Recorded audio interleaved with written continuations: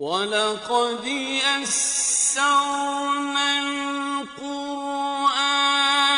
لِلذِّكْرِ فَهَلْ مِن مُّدَّكِرٍ۔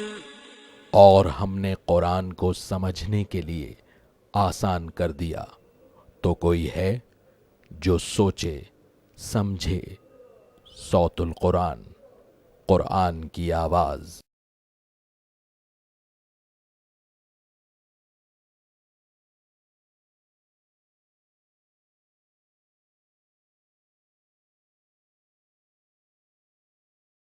نحمده ونصلي على رسوله الكريم اما بعد فاعوذ بالله من الشيطان الرجيم بسم الله الرحمن الرحيم فما لكم في المنافقين فئتين والله أركسهم بما كسبوا أتريدون أن تهدوا من أضل الله ومن يضلل الله فلن تجد له سبيلا صدق الله العظيم۔ سورہ النساء آیت نمبر 88 سے ہم اپنا مطالعہ شروع کر رہے ہیں۔ منافقین کے حوالے سے اب گفتگو ایک مرتبہ پھر شروع ہو رہی ہے، اور ان کی اس روش کو بیان کیا جا رہا ہے کہ انہوں نے اللہ کے راستے میں ہجرت سے انکار کیا تھا۔ اللہ تعالیٰ فرما رہے ہیں فما لکم فی المنافقین فئتین، مسلمانوں تمہیں کیا ہو گیا ہے کہ تم منافقین کے بارے میں دو گروہ ہو رہے ہو، آراء کا اختلاف کر رہے ہو۔ واللہ ارکسہم بما کسبوا، اور اللہ نے اوندھا کر دیا ہے اس کی وجہ سے جو انہوں نے کیا، ان کی برائیوں کی وجہ سے اب وہ ہدایت سے دور کیے جا رہے ہیں۔ اتریدون ان تہدوا من اضل اللہ، کیا تم چاہتے ہو کہ اسے راستے پر لاؤ جس کو اللہ نے گمراہ فرما دیا۔ ومن یضلل اللہ فلن تجد له سبیلا، اور جس کو اللہ گمراہ فرما دے تم ہرگز اس کے لیے کوئی راستہ نہ پاؤ گے، کیونکہ ان منافقین نے خود یہ چاہا کہ وہ اللہ کی ہدایت سے دور ہو جائیں، جبکہ انہوں نے دین کے تقاضوں سے انکار کیا اور اللہ کے راستے میں ہجرت سے انکار کیا، جس کا اگلی آیت میں اشارہ کیا جا رہا ہے۔ وَدُّوا لَوْ تَكْفُرُونَ كَمَا كَفَرُوا، وہ چاہتے ہیں کہ کاش تم بھی کافر ہو جاؤ جیسے انہوں نے کفر کیا۔ فَتَكُونُونَ سَوَاءً، تاکہ تم برابر ہو جاؤ۔ مطلب یہ اس لیے چاہتے ہیں منافقین کہ تم بھی حق سے ہٹ جاؤ کہ تمہارے آگے بڑھ جانے کی وجہ سے ان کا نفاق ظاہر ہو جاتا ہے، تو اب ان کی تمنا یہ ہے کہ مسلمانوں تم بھی ہدایت کے راستے سے ہٹ جاؤ۔ فرمایا کہ فَلَا تَتَّخِذُوا مِنْهُمْ أَوْلِيَاءَ، بس تم ان میں سے کسی کو دوست نہ بناؤ، حَتَّى يُهَاجِرُوا فِي سَبِيلِ اللَّهِ، یہاں تک کہ وہ ہجرت کریں اللہ کے راستے میں۔ فی سبیل اللہ، یہ الفاظ غور طلب ہیں۔ اللہ کے راستے میں ہجرت سے مراد یہ ہے کہ اگر کسی زمین پر اللہ کے دین پر عمل کرنا ممکن نہ رہے اور کوئی ایسا مقام میسر ہو جہاں پورے دین پر عمل ہو سکتا ہو یا دین کے تقاضوں پر عمل درآمد کا امکان ہو، تو وہاں ہجرت کرنا اہل ایمان پر لازم ہو جائے گا۔ تو ایسی ہجرت جو اللہ کے دین کی خاطر کی جائے تاکہ اللہ کے دین پر عمل درآمد کیا جا سکے، وہ ہجرت ہے فی سبیل اللہ۔ اور یہ منافقین جو مدینے کے باہر کچھ قبائل میں اکثر آباد تھے، وہ قبائل کے جنہوں نے اسلام قبول کر لیا تھا، اب ان سے تقاضا یہ تھا کہ مدینہ جو دارالاسلام بن رہا ہے، جہاں اللہ کے رسول صلی اللہ علیہ وسلم موجود ہیں، صحابہ کرام رضی اللہ تعالی عنہم اجمعین موجود ہیں، جہاں اب اللہ کے احکامات پر عمل درآمد کے مواقع موجود ہیں، تو تم اپنے علاقوں کو چھوڑ کر اس مدینہ میں دارالاسلام میں آؤ تاکہ اللہ رب العزت کے احکامات پر بآسانی عمل کر سکو۔ تو اب جب یہ ہجرت کے مطالبات آئے تو یہ ان پر بڑے بھاری ہو گئے، اور انہوں نے اللہ کے راستے میں ہجرت سے انکار کیا۔ اس پر اب اللہ تعالیٰ ان کے غیر ہدایت یافتہ ہونے کا اعلان فرما رہے ہیں اور مسلمانوں کو ان سے چوکنا رہنے کی تلقین فرما رہے ہیں۔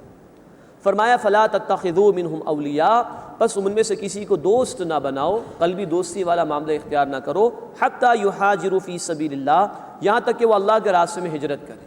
اب اگر ہجرت کریں تو یہ واقعتاً ایمان لانے والے ہیں، ادروائز ان سے قلبی دوستیاں اختیار نہ کرو۔ فَإِن تَوَلَّوْا، پھر اگر وہ منہ موڑ لیں، فَخُذُوهُمْ، تو انہیں پکڑو، وَاقْتُلُوهُمْ، اور انہیں قتل کرو، حَيْثُ وَجَدتُّمُوهُمْ، جہاں کہ تم انہیں پاؤ۔ کہ یہ وہ لوگ ہیں جو دین کے راستے میں آستین کے سانپ بن رہے ہیں، اور وہ جو ایک انقلابی جماعت آگے بڑھ رہی ہے اللہ کے دین کو قائم کرنے کی جد و جہد میں، اس میں دھڑاڑے پیدا کر رہے ہیں، تو یہ اس قابل ہیں کہ ان کو قتل کر دیا جائے۔ وَلَا تَتَّخِذُوا مِنْهُمْ وَلِيًّا وَلَا نَصِيرًا، اور ان میں سے نہ کسی کو دوست بناؤ اور نہ ہی مددگار۔ یہ پہلی قسم منافقین کی یہاں پر بیان ہوئی کہ اگر یہ آمادہ نہ ہو حق پر آنے کے لیے، ہجرت نہ کریں اور دین کے خلاف سازشوں سے باز نہ آئیں تو ان کو قتل کرو۔ اب دوسری قسم کے منافقین کا بیان ہو رہا ہے۔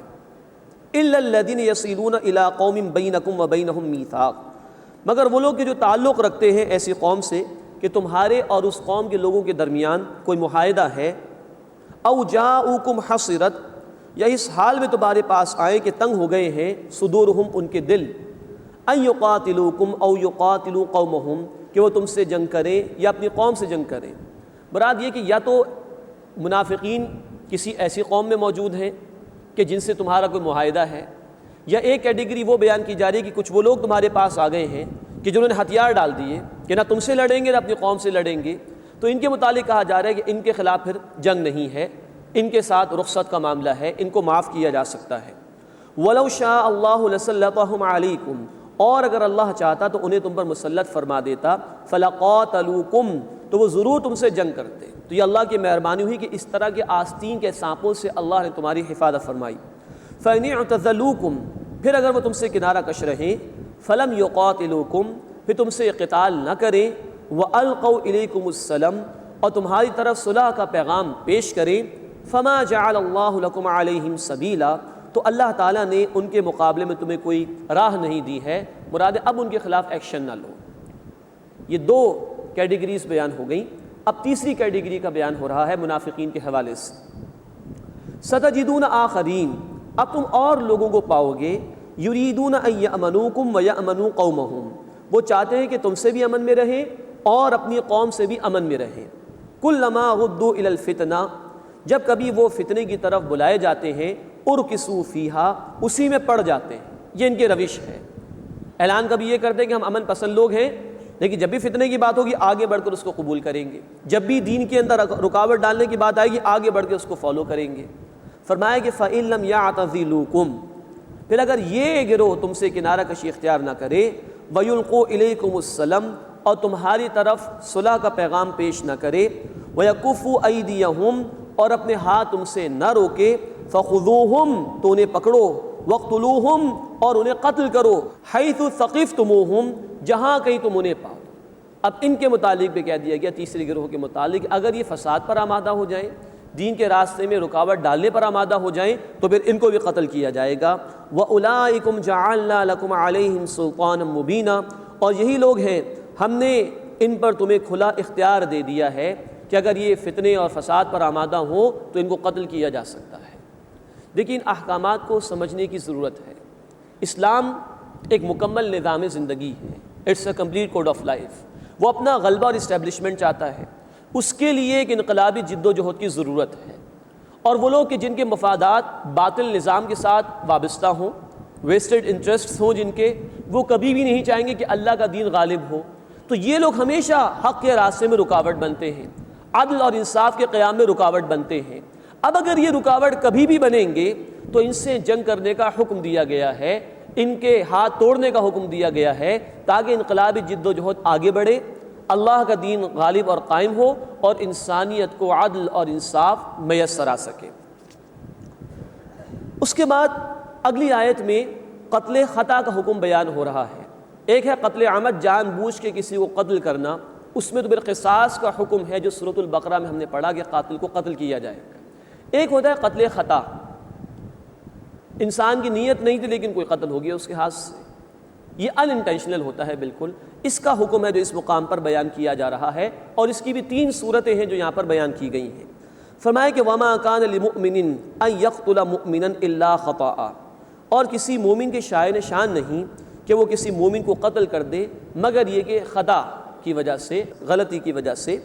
وَمَنْ قَتَلَ مُؤْمِنًا خَطَأً، اور جو کسی مومن کو غلطی سے قتل کر دے، فَتَحْرِيرُ رَقَبَةٍ مُؤْمِنَةٍ، تو ایک غلام آزاد کرے، وَدِيَةٌ مُسَلَّمَةٌ إِلَىٰ أَهْلِهِ، اور خوب بہا اس کے وارثوں کے حوالے کرے، إِلَّا أَن يَصَّدَّقُوا، سوائے اس کے کہ وہ یعنی ورثاء معاف کر دیں۔ تو ایک مسلمان نے خطا کرتے ہوئے کسی مسلمان کو قتل کر دیا تو ایک غلام آزاد کرنا ہے، اور خوب بہا ادا کرنا ہوگا اس کے وارثوں کو۔ خوب بہا کی جو مالیت ہے وہ اللہ کے رسول صلی اللہ علیہ وسلم نے متعین فرما دی کہ 100 اونٹ کی مالیت خوب بہا کے طور پر ادا کرنی ہوگی، اس کو دیت کہا جاتا ہے۔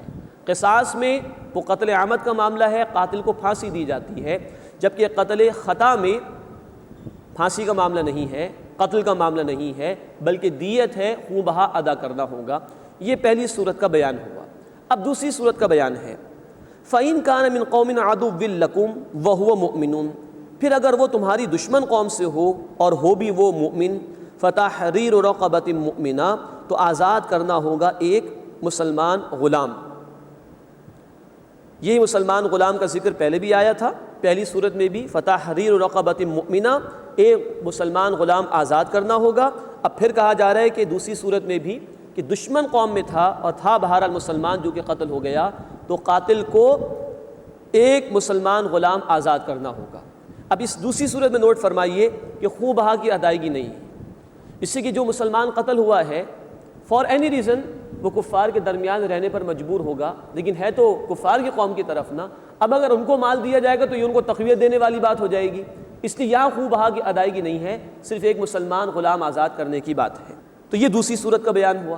اب تیسری شکل اور تیسری صورت کا بیان آ رہا ہے وَإِن كَانَ مِن قَوْمٍ بَيْنَكُمْ وَبَيْنَهُمْ مِيثَاقٌ، اور اگر وہ ایسی قوم سے ہو کہ ان کے اور تمہارے درمیان کوئی معاہدہ ہو، فَدِيَةٌ مُسَلَّمَةٌ إِلَىٰ أَهْلِهِ، تو خون بہا اس کے وارثوں کے حوالے کر دے، وَتَحْرِيرُ رَقَبَةٍ مُؤْمِنَةٍ، اور ایک مسلمان غلام کو آزاد کرے۔ یہ تیسری شکل کا بیان آ گیا۔ کسی قوم سے معاہدہ ہے، اب اس کا کوئی شخص مارا گیا، اور مفسرین نے یہ بات نقل کی ہے چاہے وہ مرنے والا مسلمان ہو کہ غیر مسلم ہو، دونوں صورتوں میں یہی بات ہے کہ خون بہا بھی ادا کرنا ہوگا، 100 اونٹوں کی مالیت کے برابر رقم، اور ایک مسلمان غلام کو آزاد کرنا ہوگا۔ یہ تین صورتیں قتل خطا کے ضمن میں بیان کی گئیں، اور ایک آخری بات اس میں مزید بیان ہوئی، فَمَن لَّمْ يَجِدْ، جس کو میسر نہ ہو، مثال کے طور پر آزاد کرنا غلام کا میسر نہ ہو، تو فرمایا فَصِيَامُ شَهْرَيْنِ مُتَتَابِعَيْنِ، تو وہ 2 مہینے لگاتار روزے رکھے، توبۃ من اللہ، یہ توبہ ہے اللہ کی طرف سے، وکان اللہ علیما حکیما، اور اللہ خوب جاننے والا حکمت والا ہے۔ تو یہ صورت بتا دی جس کے پاس مال نہ ہو کہ وہ 2 مہینے مسلسل روزے رکھے گا۔ ایک بات اسلامی قانون کی نوٹ فرمائی، ہمارے دین نے جو سزائیں مقرر فرمائی ہیں اس سے اصلاح مقصود ہے، اس سے اس فرد کی اصلاح بھی مقصود ہے جس سے غلطی یا جرم ہو گیا ہو، اور اس سے معاشرے کی بہتری بھی مقصود ہے۔ یہاں بھی دیکھیے ایک غلام کو آزاد کرو تو غلامی کو ختم کرنا مقصود تھا۔ مزید نوٹ فرمائیے کہ خون بہا ادا کر دو تو کسی کو مال ملے گا، اس کی ضروریات پوری ہو جائیں گی۔ روزہ رکھ لو تو روزہ رکھنے والے کا تزکیہ ہو جائے گا، قلب کی صفائی ہو جائے گی، روح کی صفائی ہو جائے گی۔ تو اسلام نے جو سزائیں مقرر فرمائیں اس میں انسانوں کا ہی فائدہ ہے، تزکیہ بھی ہے اور بندوں کے حقوق کی ادائیگی کا اہتمام بھی ہے۔ یہ ہوا قتل خطا کے حوالے سے ذکر۔ اب آ رہا ہے قتل عمد کا بیان۔ جان بوجھ کے اگر کوئی کسی مسلمان کو قتل کر دے تو بڑی شدید سزائیں ہیں جو اللہ تعالیٰ نے بیان فرمائی۔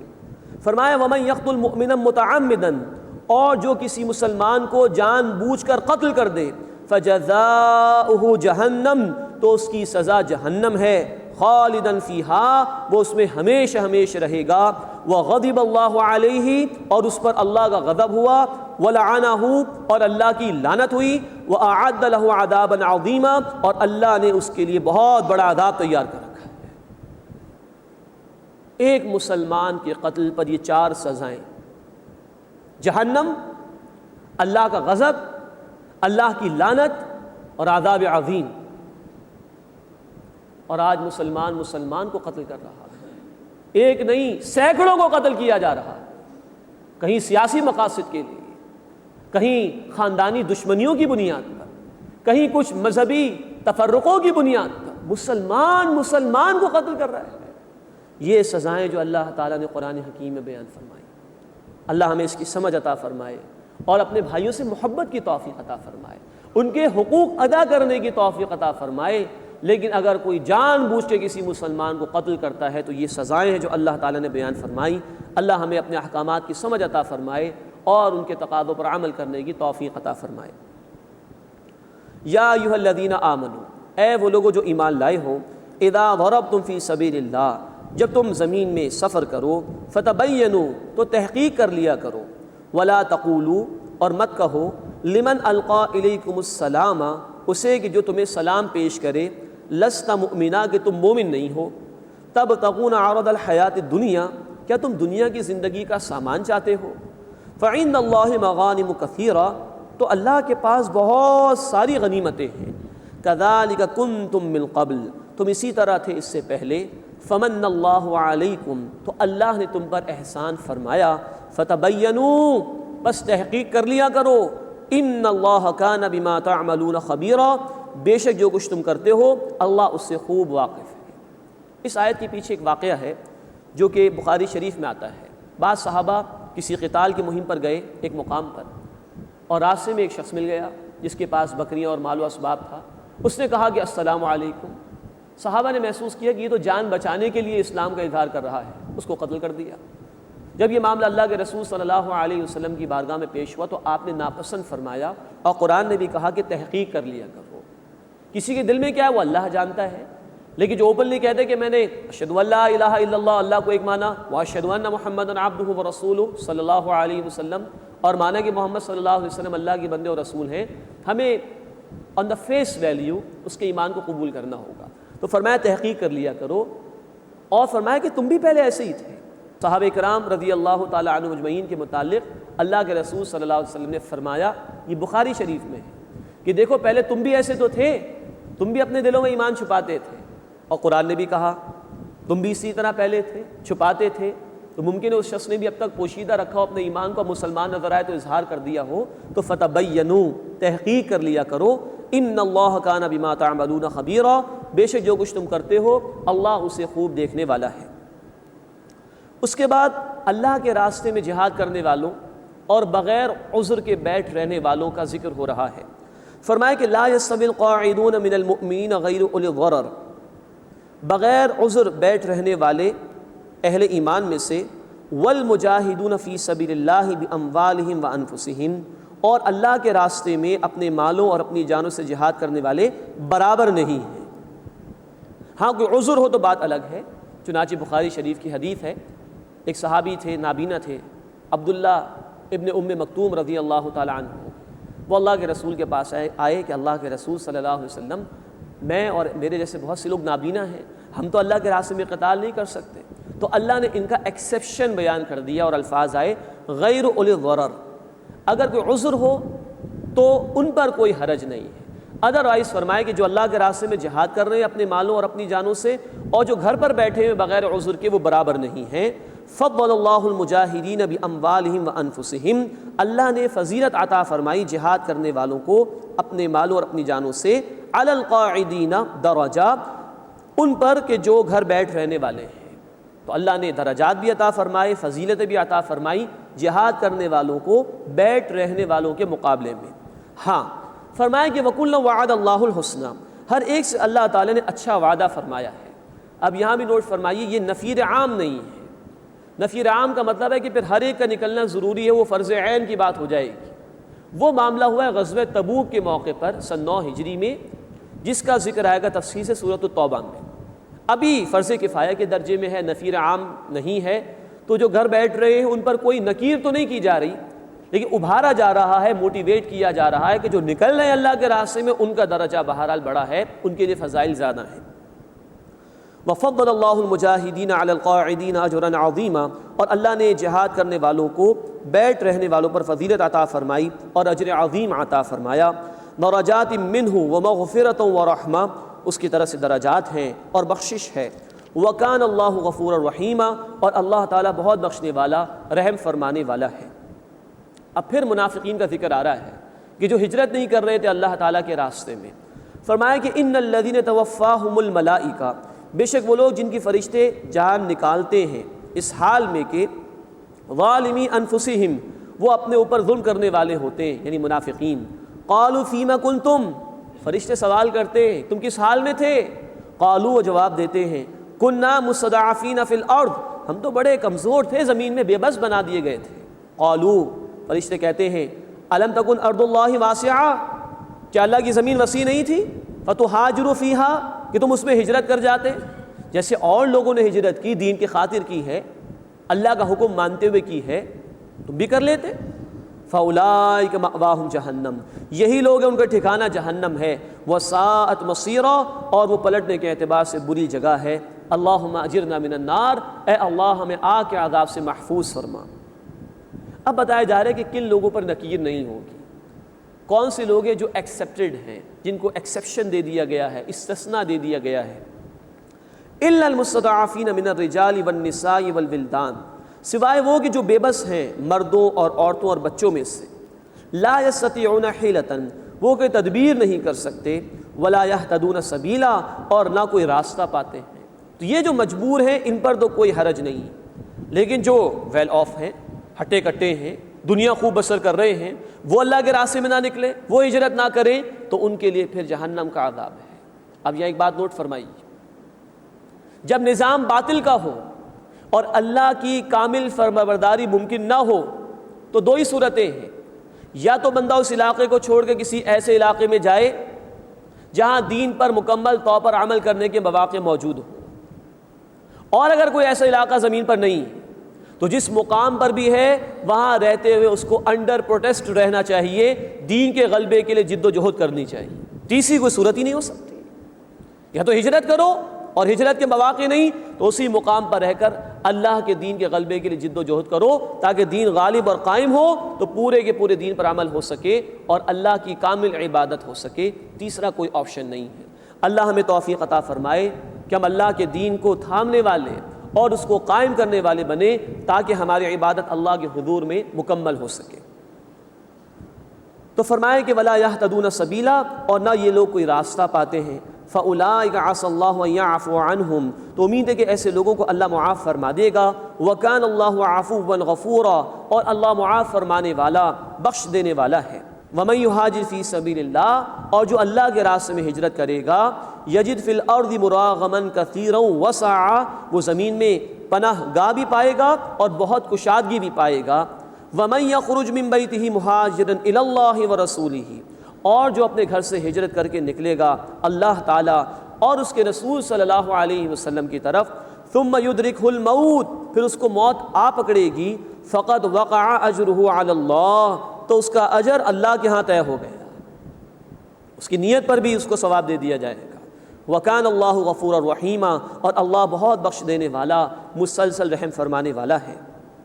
اس کے بعد سفر کی حالت میں نماز قصر کی جو تلقین قرآن نے کی ہے اس کی طرف اشارہ کیا جا رہا ہے، اور اسی کے ضمن میں صلاۃ الخوف کا ذکر بھی آئے گا جس کی وضاحت آگے آ رہی ہے.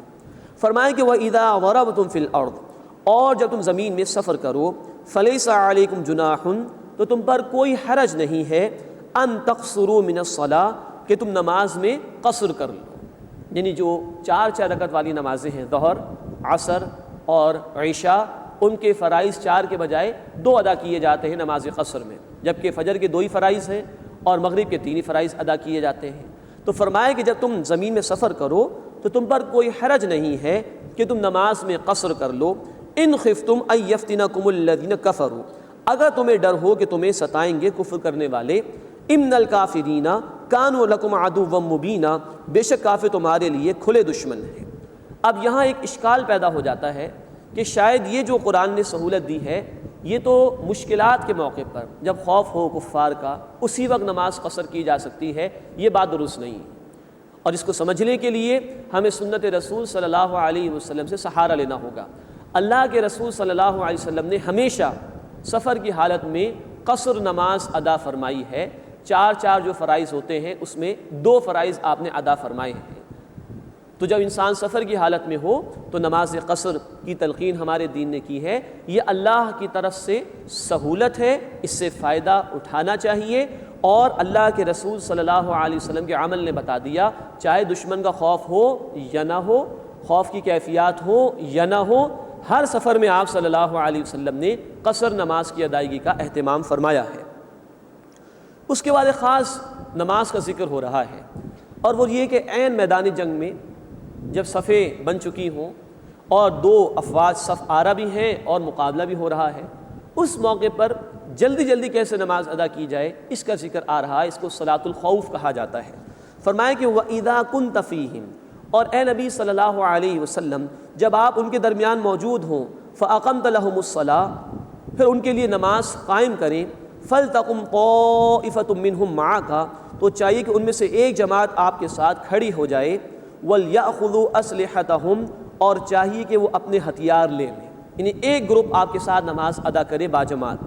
فَإِذَا سَجَدُوا، پھر جب وہ سجدہ کر لیں فَلْيَكُونُوا مِنْ وَرَائِكُمْ تو اے مسلمانوں وہ تمہارے پیچھے چلے جائیں، وَلْتَأْتِ طَائِفَةٌ أُخْرَىٰ اور اب وہ دوسری جماعت آ جائے، لَمْ يُصَلُّوا جس نے نماز ادا نہیں کی، فَلْيُصَلُّوا مَعَكَ بس وہ آپ صلی اللہ علیہ وسلم کے ساتھ نماز ادا کریں، وَلْيَأْخُذُوا حِذْرَهُمْ اور چاہیے کہ وہ اپنے بچاؤ کا سامان لیے رکھیں، وَأَسْلِحَتَهُمْ اور اپنا اسلحہ بھی لیے رکھیں۔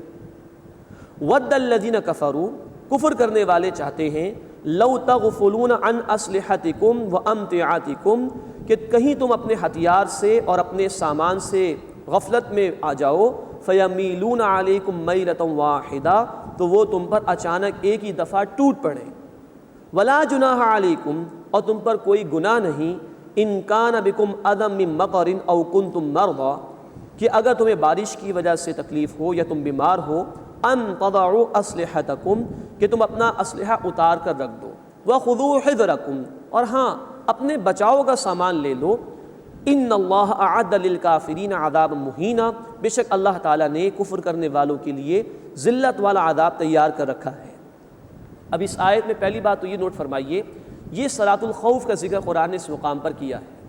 اس کے کئی طریقے ہیں جو احادیث مبارکہ میں بیان ہوئے ہیں، اس میں سے ایک طریقہ اس طرح بیان ہوا کہ نبی صلی اللہ علیہ وسلم نے امامت شروع کی، ایک گروپ نے آپ صلی اللہ علیہ وسلم کے ساتھ باجماعت نماز ادا کی، ایک رکعت مکمل کر لی، پھر آپ صلی اللہ علیہ وسلم بیٹھے رہے، اس گروپ نے اپنی دوسری رکعت اکیلے مکمل کر لی، ان کی 2 رکعتیں مکمل ہو گئی، پھر آپ صلی اللہ علیہ وسلم کھڑے ہوئے اور ایک اور گروپ آپ صلی اللہ علیہ وسلم کے ساتھ شامل ہوا، آپ صلی اللہ علیہ وسلم نے اپنی دوسری رکعت پڑھی اور آپ نے سلام پھیر دیا، دوسرے گروپ نے ایک رکعت آپ کے ساتھ پڑھی اور اس کی تکمیل کے بعد ایک اور رکعت ادا کر کے اپنی نماز مکمل کر لی۔ مزید نوٹ فرمائی کہ یہ خاص معاملہ تھا کیونکہ ہر صحابی رضی اللہ تعالیٰ عنہ کی خواہش تھی کہ وہ رسول اللہ صلی اللہ علیہ وسلم کی امامت میں نماز ادا کریں۔ اس سے یہ بھی معلوم ہوا کہ ہمارے دین میں باجماعت نماز کی اہمیت کتنی زیادہ ہے۔ جنگ شروع ہو چکی ہے، اس حالت میں بھی جماعت کی تلقین کی جا رہی ہے۔ ہاں اتنی وضاحت ضرور ہے کہ اگر حالت ایسی ہو کہ جماعت کا معاملہ نہیں ہو سکتا تو پھر فرمائے کہ جیسے جیسے بھی ممکن ہو نماز ادا کر لو، اور اگر قضا کی نوبت آ جائے جیسے کہ غزوہ احزاب کے موقع پر 4 نمازیں قضا ہوئیں تو پھر نماز قضا کر لی جائے، لیکن جماعت کی نماز کی امپورٹنس کا اندازہ لگائیے کہ اس حالت میں بھی جماعت کی نماز کی تلقین کی جا رہی ہے۔ پھر مفسرین کی رائے یہ ہے کہ اگر حالات ایسے ہیں کہ ایک جماعت میں سب لوگ نماز ادا نہیں کر سکتے تو ٹولیوں میں علیحدہ علیحدہ بھی نمازیں ادا کی جا سکتی۔ دوسری بات اس مقام پر غور کرنے کی ہے کہ بار بار کہا جا رہا ہے اپنے بچاؤ کا سامان لے لو، اپنے ہتھیار ساتھ لے لو۔ یہ کفار چاہتے ہیں ذرا تم غفلت میں جاؤ اور یہ تم پر حملہ کر دیں، تو ہمارے دین نے ہمیں ہتھیاروں کے اختیار کرنے کا، استعمال کا، جمع کرنے کا حکم دیا ہے، اور وہ اس لیے کہ یہ ہتھیار استعمال ہوں گے، یہ طاقت استعمال ہوگی اللہ کے عادلانہ نظام کو قائم کرنے کے لیے۔ تو ڈیفنس کی، دفاع کی اتنی اہمیت ہے کہ اس موقع پر کہا جا رہا ہے کہ نماز ضرور ادا کرو لیکن اسلحہ ساتھ رکھو، ڈیفنس کا جو بھی سامان ہے اس کو اپنے ساتھ رکھو، اس سے غفلت نہ کرنا۔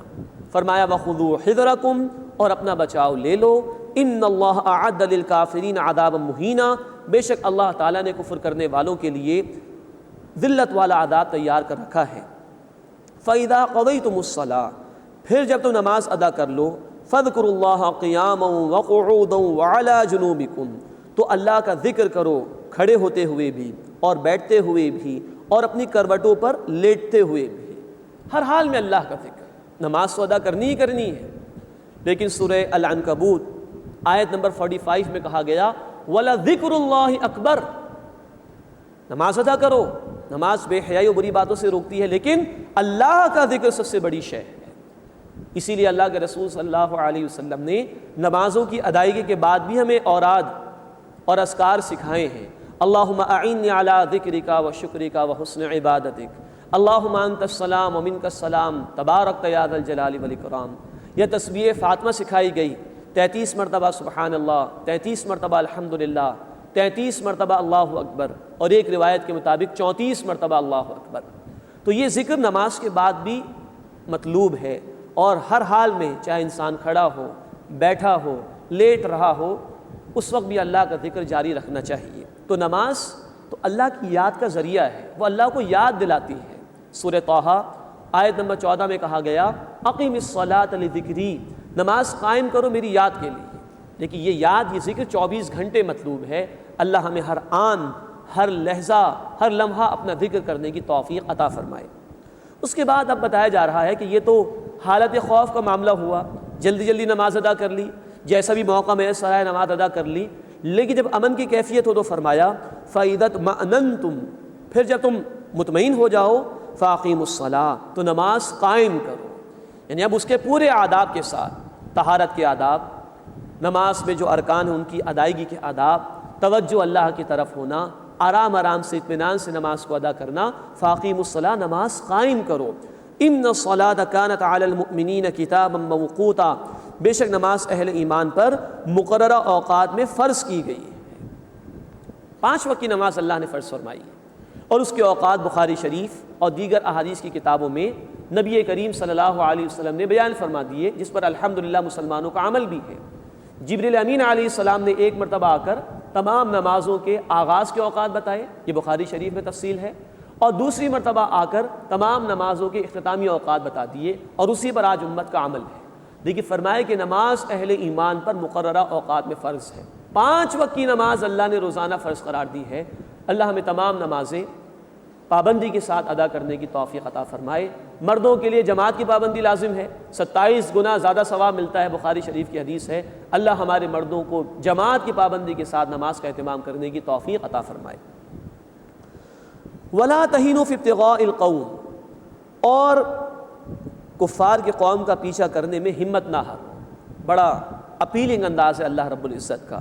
ان تکونوا تعلمون، اگر تمہیں کوئی تکلیف پہنچتی ہے مسلمانوں، فإنہم یعلمون کما تعلمون، تو بے شک انہیں بھی تکلیف پہنچتی ہے جیسے تمہیں تکلیف پہنچتی ہے۔ وترجون من اللہ ما لا یرجون، اور تم اللہ سے اس بات کی امید رکھتے ہو جو وہ نہیں رکھتے ہیں۔ وکان اللہ علیما حکیما، اور اللہ خوب جاننے والا، حکمت والا ہے۔ مراد یہ کہ دیکھو یہ مشرکین بھی تو ہیں، یہ اللہ کے دین کے باغی بھی تو ہیں، یہ بھی محنتیں کر رہے ہیں اپنے جھوٹے نظام کے لیے، یہ بھی جانے دے رہے ہیں۔ بدر کے موقع پر 70 مشرک مارے گئے تھے کہ نہیں؟ 70 کو تم نے قیدی بنایا تھا کہ نہیں؟ تو تکلیفیں تو ان پر بھی آئی ہیں، تو جیسے تم پر آتی ہیں ان پر بھی آتی ہیں۔ لیکن اصل بات کہی گئی وَتَرْجُونَ مِنَ اللَّهِ مَا لَا يَرْجُونَ، تم اللہ سے وہ امید رکھتے ہو جو وہ نہیں رکھتے ہیں۔ انہیں کوئی پرواہ نہیں اللہ راضی ہوتا ہے کہ نہیں ہوتا، انہیں کوئی آخرت کی پرواہ نہیں۔ تم تو اللہ کو راضی کرنا چاہتے ہو، تم تو آخرت کے طالب ہو، وہ دنیا پرست ہیں، تم آخرت کے طالب ہو۔ تمہیں ان سے بڑھ کر محنت کرنی چاہیے، تمہیں ان سے بڑھ کر جد و جہد کرنی چاہیے، تمہیں ان سے بڑھ کر آنے والی مشکلات کو برداشت کرنا چاہیے۔ غور فرمائیے اس چیز پر۔ آج کے دور میں بھی کتنے ہی لوگ ہیں جو باطل نظام کے حامی، کتنے ہی لوگ ہیں جو باطل نظریات کے حامی، اور اپنے نظام کو ترویج دینے کے لیے، اپنے نظریات کو پروموٹ کرنے کے لیے اپنا مال لگاتے ہیں، اپنی جان کھپاتے ہیں، اپنی زندگیاں لگاتے ہیں۔ ہم قرآن کے ماننے والے ہیں، دین حق کے ماننے والے، اللہ کے ماننے والے، آخرت کے ماننے والے، کیا ہم ان کے جتنی محنت کر رہے ہیں؟ کم از کم یہ تو ہم سوچیں، اور کم از کم ان کی جتنی نہیں، ان سے کئی گنا بڑھ کر ہمیں محنت کرنی چاہیے۔ وہ دنیا بنانا چاہتے ہیں، ہمیں آخرت بنانی ہے۔ اللہ ہمیں اس کی توفیق عطا فرمائے۔ وَكَانَ اللَّهُ عَلِيمًا حَكِيمًا، اور اللہ خوب علم رکھنے والا، حکمت والا ہے۔ اس کے بعد پھر منافقین کے حوالے سے گفتگو ہو رہی ہے، اور اب جو آیت آ رہی ہے اس میں ایک واقعہ ہے پس منظر میں۔ ایک منافق نے ایک مسلمان کے ہاں چوری کی، اور اس چوری کا الزام اس نے ایک یہودی پر لگا دیا، اور رسول اکرم صلی اللہ علیہ وسلم کی خدمت میں جب مقدمہ آیا تو اس منافق اور اس کے قبیلے نے بڑی چرب زبانی سے کام لیا، اور اللہ کے رسول صلی اللہ علیہ وسلم کے سامنے تاثر پیش کیا کہ یہ منافق حق بری ہے اور یہودی گناہ گار ہے، یہودی ہی مجرم ہے، اسی نے چوری کی ہے۔ تو اللہ تعالیٰ نے وحی کے ذریعے سے رسول اکرم صلی اللہ علیہ وسلم کو مطلع فرمایا، اور حق فیصلہ اللہ تعالیٰ نے اپنے حبیب صلی اللہ علیہ وسلم کے ذریعے سے فرما دیا۔ فرمایا کہ انا انزلنا الیک الکتاب بالحق، بے شک اے نبی صلی اللہ علیہ وسلم ہم نے آپ کی طرف کتاب نازل کی ہے حق کے ساتھ، بامقصد طور پر، لتحکم بین الناس بما اراک اللہ، تاکہ آپ لوگوں کے درمیان فیصلہ فرما دیں اس کے ساتھ جو کچھ کہ اللہ تعالیٰ نے آپ کو بصیرت عطا فرمائی ہے۔ اللہ کی آپ نگرانی میں ہیں صلی اللہ علیہ وسلم، اللہ آپ کو حق عطا فرما رہا ہے، تو جو بصیرت باطنی اللہ نے آپ کو عطا فرمائی، جو حق اللہ نے آپ کو عطا فرمایا، اللہ چاہتا ہے کہ آپ اس کے ذریعے سے لوگوں کے درمیان فیصلے فرمائیں۔ وَلَا تَكُن لِّلْخَائِنِينَ خَصِيمًا، اور آپ دغا بازی کرنے والوں کی طرفداری مت کیجیے گا، کیونکہ بظاہر احوال اتنی چرب زبانی سے کام لیا اس منافق اور اس کے قبیلے کے لوگوں نے کہ محسوس ایسے ہی ہوتا تھا کہ یہودی ہی مجرم ہے، لیکن اللہ نے اپنے حبیب صلی اللہ علیہ وسلم کو متنبع فرمایا، اور پھر آپ صلی اللہ علیہ وسلم کا ارشاد بھی ہوا، بخاری شریف کی روایت ہے، آپ صلی اللہ علیہ وسلم نے فرمایا کہ جو چرب زبانی کے ذریعے سے اور میٹھی میٹھی باتیں کر کے، شوگر کوٹڈ انداز میں جھوٹ کو سچ ثابت کر کے کوئی زمین کا ٹکڑا ہتھیا بھی لے تو وہ گویا آگ ہے، آگ کا وہ شخص سودا کر رہا ہے، اس سے منع کیا گیا۔ تو اللہ کے حبیب صلی اللہ علیہ وسلم کو کہا گیا وَلَا تَكُن لِّلْخَائِنِينَ خَصِيمًا، اور اے نبی صلی اللہ علیہ وسلم آپ خیانت کرنے والوں کی طرفداری مت کیجیے گا، وَاسْتَغْفِرِ اللَّهَ، اور اللہ سے بخشش مانگیے۔ وقتی طور پر ایک تاثر آ رہا تھا کہ شاید یہ منافق حق پر ہے، آپ اس حوالے سے بھی استغفار کیجیے، اور یہ منافق بہرحال یہ کلمہ گو مسلمان تو ہے، اس کے لیے بھی بخشش مانگی اللہ سے۔ ان اللہ کان غفورا رحیما، بے شک اللہ بہت بخشنے والا، مسلسل رحم فرمانے والا ہے۔ ولا تجادل عن الذین یختانون انفسهم، اور اے نبی صلی اللہ علیہ وسلم ان لوگوں کی طرف سے جھگڑیے گا مت کہ جو اپنے آپ سے خیانت کرتے ہیں۔ پہلی بات تو یہ ہے کہ اللہ نے انسان کو حق اور باطل میں تمیز کی صلاحیت دی ہے، عقل دی ہے، شعور دیا ہے۔ پھر یہ منافق بہرحال کلمہ گو مسلمان تھا، قرآن کو سنتا تھا، رسالت مآب صلی اللہ علیہ وسلم کی مجالس میں بیٹھتا تھا، تو کچھ ضمیر بھی تو اس کے پاس ہوگا کہ نہیں؟ ان صلاحیتوں کے علی الرغم، ان کے باوجود جو شخص کسی اور کے مال میں خیانت کرتا ہے وہ گویا سب سے پہلے اپنے آپ سے خیانت کرتا ہے کہ جو اللہ نے صلاحیتیں اس کو عطا فرمائی اس کا مس یوز کرتا ہے، غلط استعمال کرتا ہے۔ تو فرمائے کہ اے نبی صلی اللہ علیہ وسلم آپ ان لوگوں کی طرف سے جھگڑنے کی کوشش نہ کیجیے گا جو اپنے آپ سے خیانت کرتے ہیں۔ ان اللہ لا يحب من کان خوانا اثیما، بے شک اللہ تعالیٰ اسے پسند نہیں فرماتا جو خیانت کرنے والا گناہ گار ہے۔ یستخفون من الناس، وہ لوگوں سے چھپتے ہیں، ولا یستخفون من اللہ، اور اللہ سے نہیں چھپتے۔ شرم کر رہے ہیں لوگوں سے کہ لوگ کیا کہیں گے، اسی لیے اس شخص کا قبیلہ بھی آ گیا تھا اس کو بچانے کے لیے، بڑا قبیلہ تھا، ہماری ناک کٹ جائے گی، ہماری تذلیل ہو جائے گی، تو طرح طرح سے چاہ کے کسی طرح اس کی جا بخشی ہو جائے۔ فرمایا کہ ولا یستخفون من اللہ، اور اللہ سے نہیں چھپتے، اللہ سے نہیں شرماتے۔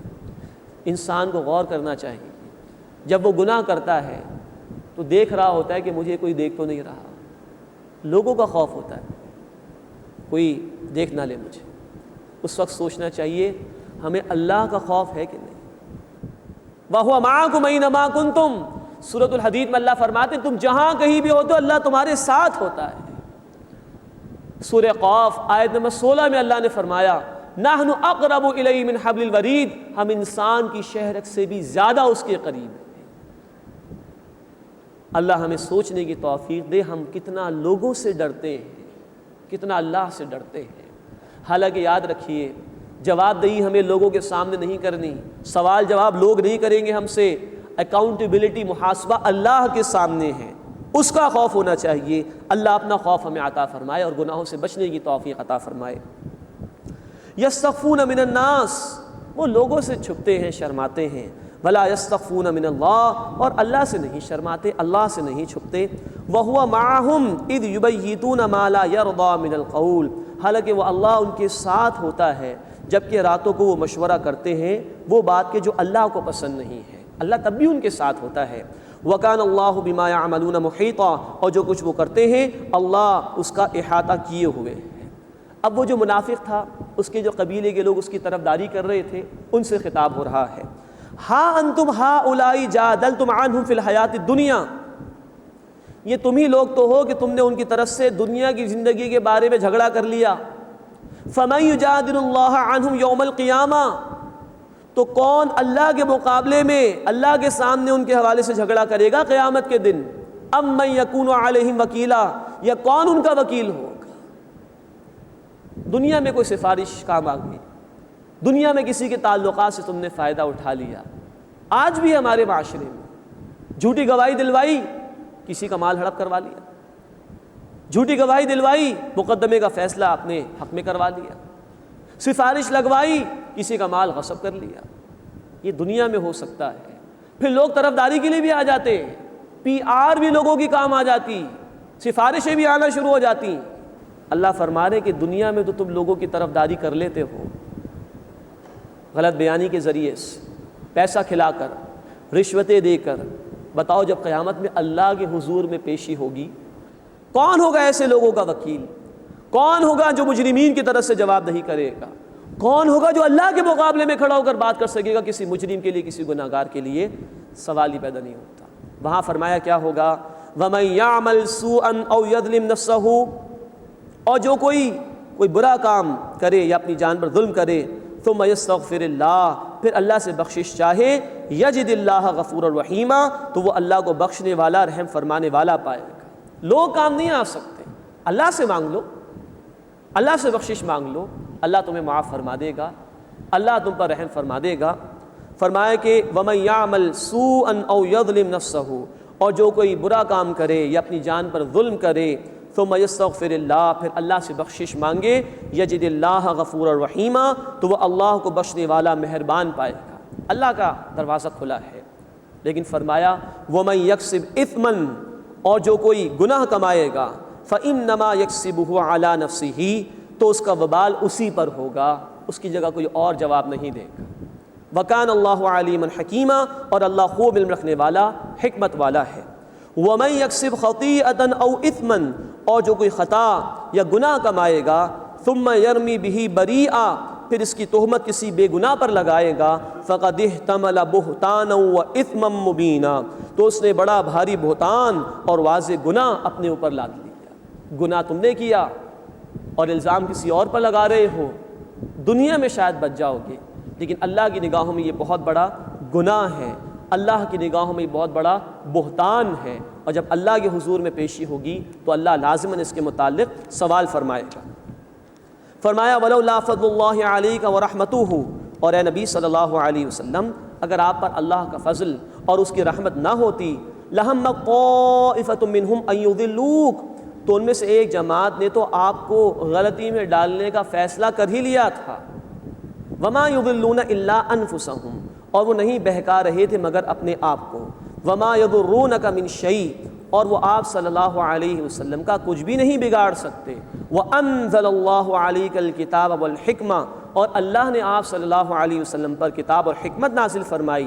وَعَلَّمَكَ مَا لَمْ تَكُنْ تَعْلَمْ، اور آپ کو وہ کچھ سکھایا جو آپ کے علم میں نہیں تھا. وَكَانَ فَضْلُ اللَّهِ عَلَيْكَ عَظِيمًا، اور اے نبی صلی اللہ علیہ وسلم، آپ پر اللہ کا بڑا فضل ہے. تو وہ جو منافق تھا، اس کے خاندان والوں نے بڑا چاہا کہ مقدمے کا فیصلہ ان کے حق میں ہو جائے، بڑی کوشش انہوں نے کی، لیکن اللہ تعالیٰ نے انٹرونشن فرمائی اور اپنے حبیب صلی اللہ علیہ وسلم کو صحیح فیصلے کی توفیق عطا فرما دی. اور آپ صلی اللہ علیہ وسلم نے صحیح فیصلہ دیا اور اسی منافق کو مجرم قرار دیا. مزید نوٹ فرمائی، یہاں اسلام اور کفر کا معاملہ تھا. یہ منافق بہرحال کلمہ کو مسلمان تھا اور وہ سامنے یہودی تھا جس پر الزام تراشی کی گئی تھی. تو یہاں پر ضروری تھا کہ اللہ تعالیٰ کی انٹرونشن ہو تاکہ حق فیصلہ ہو اور کسی کو اللہ کے دین پر الزام تراشی کا موقع نہ رہے. اللہ تعالیٰ سے دعا ہے کہ اللہ ہمیں اپنی ان آیات کا فہم عطا فرمائے اور نفاق سے ہماری حفاظت فرمائے اور حق بات بیان کرنے کی اور اس کے تقاضوں پر عمل کرنے کی توفیق عطا فرمائے. آمین یا رب العالمین. وآخر دعوانا ان الحمد للہ رب العالمین.